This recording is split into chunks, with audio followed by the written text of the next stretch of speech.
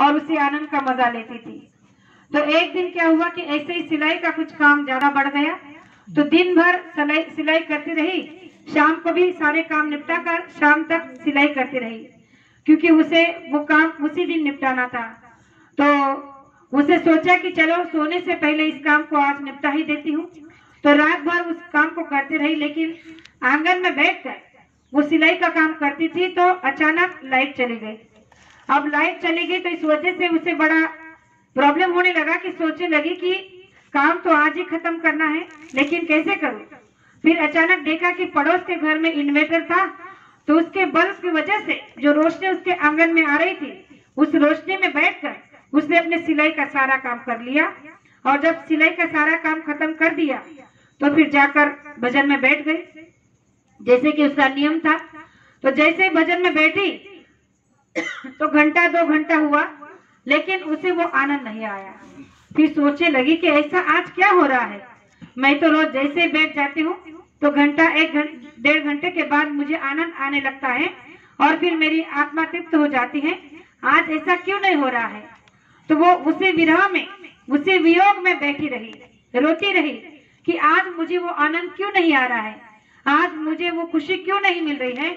और इसी आस में उसने सारी रात निकाल दी।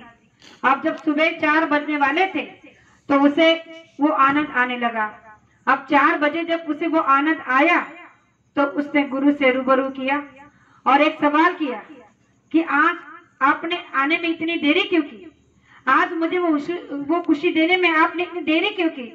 मैं तो सारी रात से बैठी हूँ, लेकिन आपने ना मुझे दर्शन दिया और ना ही मुझे वो आनंद दिया। और अब मैं बहुत ही विरह में जल रही थी, रो रही थी, और पता नहीं अगर अभी भी आप दर्शन नहीं देते तो मेरा क्या हो जाता। तो आज आपने ऐसा क्यों किया। तो उसे उत्तर मिला, कहने लगे कि जो काम तू रोज मेहनत और ईमानदारी के साथ करती थी, तो वो उसके वजह से मैं तेरे कर्म को देखकर, जो तेरा कर्म बनता था कि तू अपने ही मेहनत और मजदूरी के कमाई को कर कर अपने घर के लाइट में सिलाई का काम कर कर जब भजन पर बैठती थी तो तुझे आनंद मिलता था। आज तूने दूसरों के घर की रोशनी से, दूसरे के घर के लाइट से अपने पेट का गुजारा किया, यानी कि अपना संसार का काम किया है, और इसी वजह से उसका कर्म बन गया है। जब तूने उस लाइट का उजाले लेकर, उस सहारे को लेकर अपना काम किया तो उसका कर्म बन गया, और जब उसका कर्म तुझे बन गया है, तेरे ऊपर चढ़ गया है, तो उस कर्म को उतारने के लिए तुझे तपना तो पड़ेगा ही। तो उस बात को जब उसने सुना तो बहुत ही रोने लगी। तो गुरु महाराज ने कहा कि ये होता है अध्यात्म। जब छोटा सा छोटा कर्म आप कर देते हो और उसके बारे में सोचते नहीं हो, और जब दोष गुरु को लगाते हो, तो गुरु महाराज ने कहा कि कभी आपने अपने अंदर झांक कर देखा है कि दिन भर में आप कितना झूठ बोलते हो, कितनी बेईमानी करते हो, कितना फरेब करते हो, किसी के साथ धोखा करते हो, न जाने कितने कर्म आप ऐसे कर देते हो जिसकी वजह से उस कर्मों का अंबार आपके सर पर लग जाता है। तो उसे उतारते उतारते टाइम तो लगेगा ही। तो फिर आप कैसे मान लेते हो कि आपका भजन नहीं बन रहा है, आपका ध्यान नहीं बन रहा है।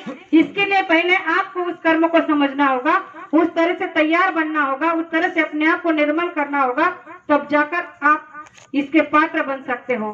तो गुरु महाराज ने कहा कि अध्यात्म खेल नहीं है। अध्यात्म को समझने का मतलब है जैसे कि केली के पात पात में पात होती है, वैसे ही संतों की बात बात में बात होती है। तो गुरु महाराज ने इन छोटे छोटे उदाहरण देकर हमें समझाने की कोशिश यही की है कि आप संसार में आए हो तो संसार करो, लेकिन कर्म ऐसे करो कि जिससे आपकी पूजा हो जाए, और आप इस कर्म को समझकर अपने आप की पूजा करने लग जाओ। यानी कि अंदर में जो जीवात्मा हमें दी है गुरु महाराज ने, जिसे जगाने का वादा गुरु महाराज ने किया है, उसे जगाने का एक ही रास्ता है, और वो है ध्यान भजन सुमिरन। तो गुरु महाराज ने कहा कि ध्यान भजन सुमिरन आपका तब बनेगा जब आप कोई कर्म ऐसा ना करेंगे जिसे उतारने के लिए आपको घंटों नहीं सालों लग जाए। तो प्रेमियों, ज्यादा कुछ ना कहते हुए दीपावली के इस शुभ अवसर पर यही कहना चाहूंगी कि हम अपने कर्म सोच समझ कर करें, ताकि गुरु महाराज ने जो कहा है कि जीते जी परमात्मा का दर्शन आपको इसी मनुष्य मंदिर में कराना है, तो वो अवश्य करेंगे। लेकिन इसके लिए सबसे पहले हमें अपने कर्मों पर ध्यान देना होगा। तो मैंने जो अभी आपके सामने 2 बातें रखी, हो सकता हो कहने में एक आध शब्द ऐसा निकल गया हो जो मुझे नहीं कहना चाहिए था, तो आपकी छोटी बेटी समझकर माफ करना, ऐसे आशा करती हूँ। और मेरे 2 शब्द को यही विराम देना चाहती हूँ। जय गुरुदेव।